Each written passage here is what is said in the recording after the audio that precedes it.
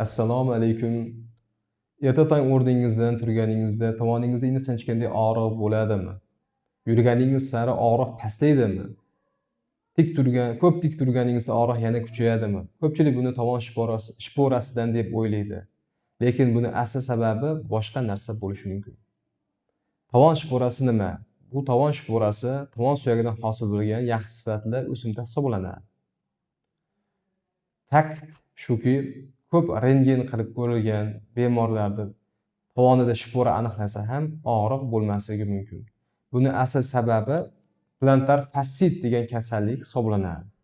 Plantar fassia aponevroz, muskul aponevrozi hisoblanadi.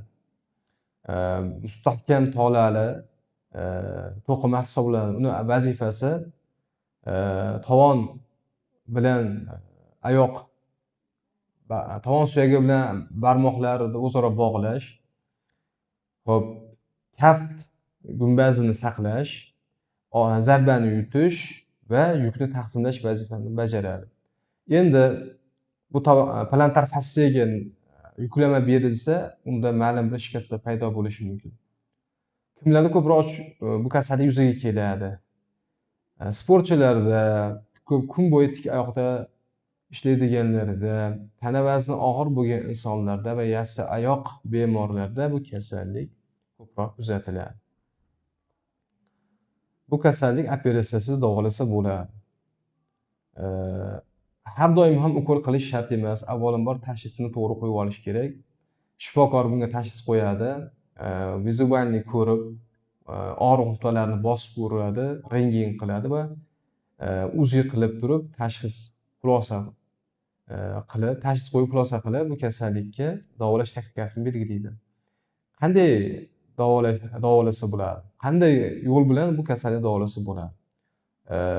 Bunga fizioterapiya yo'li bilan yordam berish mumkin. UZT, elektroforez, magnit. Buni natijasi o'sha paylar zo'r qisilishi va suyuqlik paydo bo'lishi kamayadi va og'riq kamayadi. Endi bu kasallikda harakatni cheklash bu og'riqni yo'qotadimi? Bu kasallik davolaydimi desa, yo'q. Bu bir joyga yotib olsangiz ham, bir oy yotib olsangiz ham, gips qildirib olsangiz ham bu og'riq qolmaydi baribir bu og'riq.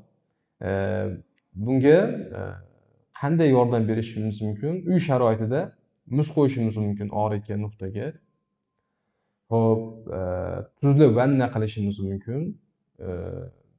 Keyin shifokor yozib bergan ma'lum bir og'riq qoldiruvchi dorilar ichishimiz mumkin. MPVSlar deb qo'yamiz. Steroidni yalang'och dorilar ichishingiz mumkin. Ibuklin, artafen, parasetamol, shunga o'xshagan dorilar iste'mol qilishingiz mumkin. O'sha og'riyotgan nuqtani o'ziga UZT, elektroforez, magnit, diklofenak maz bilan birgalikda qo'llansa og'riq pastlaydi, og'riq yo'qolishi mumkin. Endi bu kasallik qaytalanadi. Qachonki yana kuchli nagruzka yuklama berilsa, tana vazningiz kamaytirmasangiz, tana vazningiz katta bo'lsa, bu kasallik yana qaytalanadi. Siz ozishingiz kerak.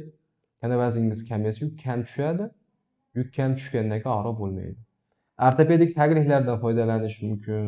Ortopedik oyoq kiyimlardan foydalanish mumkin.